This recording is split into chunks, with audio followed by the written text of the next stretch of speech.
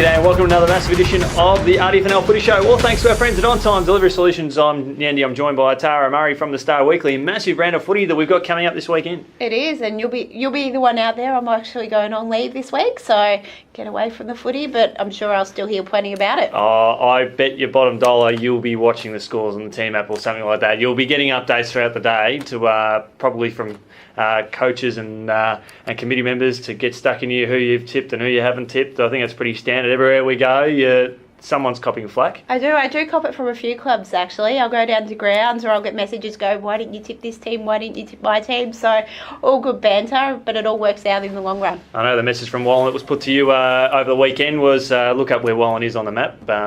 So I don't know what that means, but yeah, I'm pretty sure there was a little bit of sledging there, but all in good humour as we turn our attention to this weekend. And we got the Sunbury Kangaroos playing host abroad for the big game for Sunbury as they try and get their season back on track. And I should say only get their season back on track, but bounce back from last weekend. It's a big game. Well, you've got the two Kangaroos down there, so obviously it's an interesting match with that, but I think Sunbury will be too strong. They're playing one of the lower sides, and Sunbury has managed to defeat these lower sides on the ladder. Obviously they've struggled at times against some of the higher grade sides, the higher ranked sides, but they do have a little bit more depth than what Broadford does, so it's going to be interesting whether Broadford has a reserves as well. They have been a little bit up and down with fielding their reserve sides, especially when they've been away from home, so if they can get a reserve side up, they'll be pretty good there. For Sunbury, it's just about making sure they can get this win on the board and to keep their small finals hopes alive. Would like to see one Aaron Skip Bray running around the seniors. I know he played pretty well last weekend in the reserves, kicked a couple of goals and did some pretty good things there. But that's I think that's the unfortunate state with Broadford. But it's great they've been able to get them on the track. Hopefully they can do it again this weekend. It is, hopefully, and that's what you want to see. You don't want to be seeing forfeits from any side, whether it's across your 19s, your reserves, your seniors, or even your juniors. You want to see every team getting the opportunity to run out each weekend. So fingers crossed that Broadford has enough players who will make the trip down to Sunbury. Sunbury Kangaroos need to conjure up something special here to really make a statement and get their season back on track. And I'm probably looking at players. Who is someone that probably hasn't performed at the heights that you think this is going to be the game where they're going to step up? Look, they've obviously got a number of good players in that midfield. Probably you look at Ty Cuff's one, who finished second in the Bowen last year. I think it's the second time he's finished second in that medal. Yep. So we all know what he can do. We probably haven't seen that consistency as what he had last year. Like you look at others in the middle, you've got John Corso, you've got Mitch Streif who can play forward and in the midfield. And you look down forward, you've got Josh Burgess who he's kicked I think 8 goals a couple of weeks ago. So we've seen what he can do. You've got players that have been in and out of but they're really good form. It's about that more consistency. What about Brenton Sutherland? He's been in some great form this year. He has. He's sort of taken over the lead role there in the ruck at Sunbury. He was a little bit in and out, obviously, with Jamie Cuff the last few years, but Brenton's taken that on. He did miss a few games with injury, so that did set him back a little bit, but he's definitely the number one ruckman down there at the Sunbury Kangaroos and can dominate a game. Sunbury Kangaroos to be too strong in this one, do you think? Definitely. We'll look ahead to the next game. We've got Romsey and Wallen. This is a blockbuster. This could be quite an interesting one. If we see the form that Romsey had last week, then they could quite easily take it up to Wallen. I think Wallen will be too strong. We've seen what they can do, even when they're not playing great football. They've had one bad result.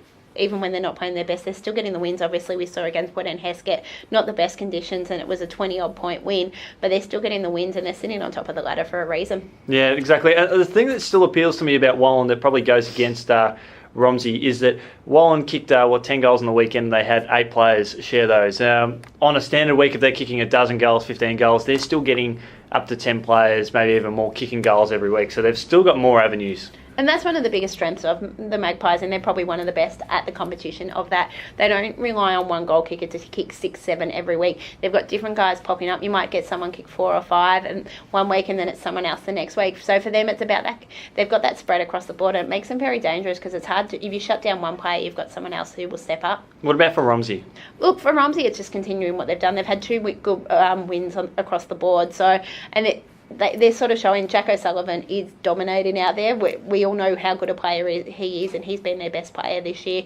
So if they can actually take it up to Wallen, at least make it competitive for 3 quarters and even take it right up to them for the final quarter, it would be a good result. Talking about the Wallen faithful on the weekend, one of the players they said they're not really looking forward to playing against is Aidan Tazari, and they have a great respect for what he's able to do on the footy field in the back line. It is, and he can play a couple of different roles. He can obviously play your shutdown defender, but he's most dangerous when he's running off from the back pocket or the half-back flank and getting that run and carry and getting the ball into the midfield and up forward for the Redbacks. I know interleague, he was one of the most damaging players for the RDFL when he was playing that game, and we've seen what he can do over a number of years. What's your tip for this one? I'm tipping Wallen. Yep.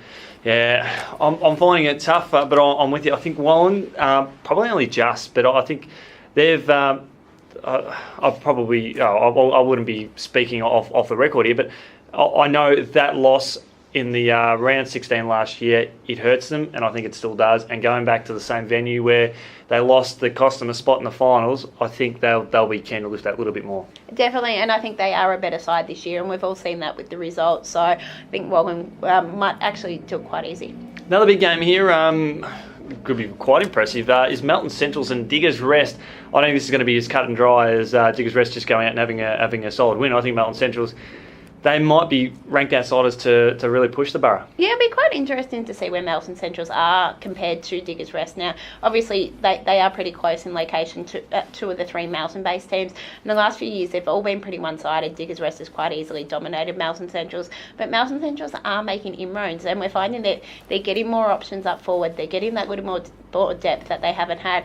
And look, if they can take it up to Diggers Rest didn't play well last week. If they put in that performance again, I think it could be a pretty close score. You did your homework during the week and were able to find the name of that gun forward that kicked the lazy 11 goals on the weekend? Yeah, we got Bosco Miskovic, I think it is. Yeah. So a former Deer Park player, and I think he played in at least one of their premierships, and I think they've won 4 or 5 in a row out there. So I know he definitely played round 1, and he was one of the off-season recruits up forward along with Dylan Weir, which sort of frees up Jimmy Aquilina to play that third key forward. So it gives them a little bit more depth up forward there.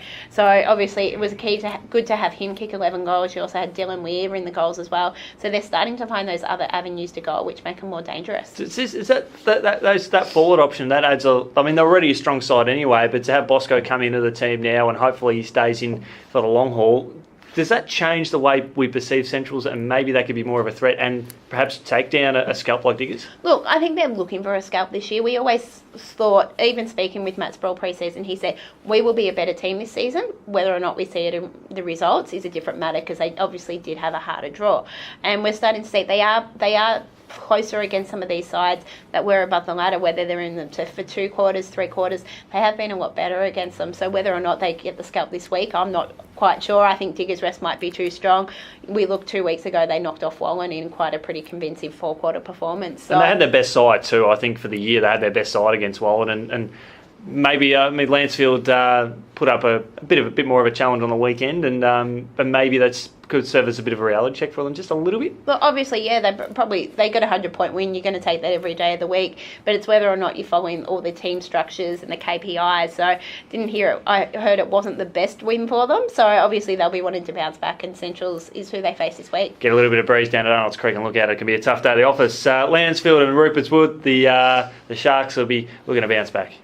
This could be a tough day for the Tigers. I've heard that a few times. You said it in recent weeks, and every time it's been correct, unfortunately. Yeah. I'd love to see the Tigers being a lot closer, being a lot more competitive, and maybe getting a few of these wins. But it's a tough day for them playing Rupert's Wood on a normal week, let alone when Rupert's was coming off a performance that they did. So I'm expecting them to return to the form that we've seen them all season. Lancefield can take a few positive notes out of their effort against the Borough on the weekend, where they did kick, I think, one of their highest scores of the year, was 6 goals. So something they can sort of work on. It is, and there's a lot of positives coming out of them. Obviously, they've said it's not about the scoreboard this year, so it's about focusing on those little things. They've got players coming through. They're introducing some of those younger players into the side as well. So it's all about building for the future for them. So if they can be competitive to a degree like they were against Diggers Rest, I think they'll be pretty happy. And the Sharks, they'll be looking to just fire from all cylinders and take this one.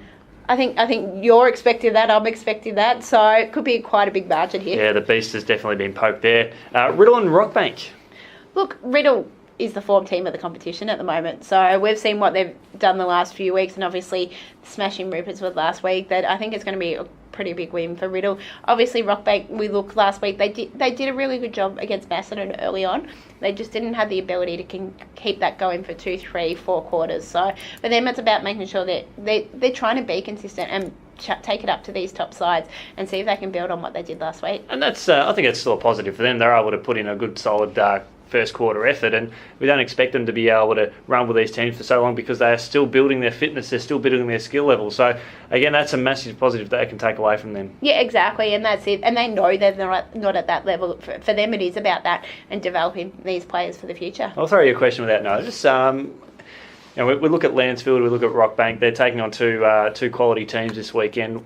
What's the difference between where the two are at in how you see their performances and maybe their depth behind them? Look, probably I think Rockbank might be a couple of years ahead because they've been in this process for 2-3 years where Lancefield's only really started going back to scratch this year. So, and you've probably got a different, obviously, I think both sides have got a fairly young list. I think Rockbank's might be a slight bit younger, but I think they're probably 2-3 years more advanced in what they're looking to do. So I think they're set to launch in the next 2-3 years, look at bringing in recruits, look at taking to that next stage, when Lancefield's only at step one of that. So that's probably the one difference at the moment. Rockbank is further down the track. Very well said. Still a bit of optimism at Tigerland, a little bit while to go. And then for the Bilton Cup, we got Macedon and Hesket. I still think one of the great disasters or shocks of the competition is that these two teams don't play more than once this year, because I know the rivalry is very intense. But that's just me. I grew up as a Hesket boy, and we used to always like going down the road or welcoming on the Cats, and the intensity of the rivalry was great. So,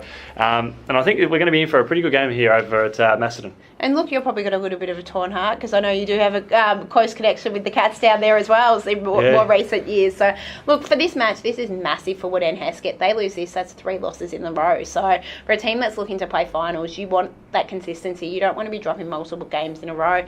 And it's going to be a hard task against Macedon, who is sneaking under the radar. They're just doing what they have to do. They're piling up the wins. They're starting to get all their players back.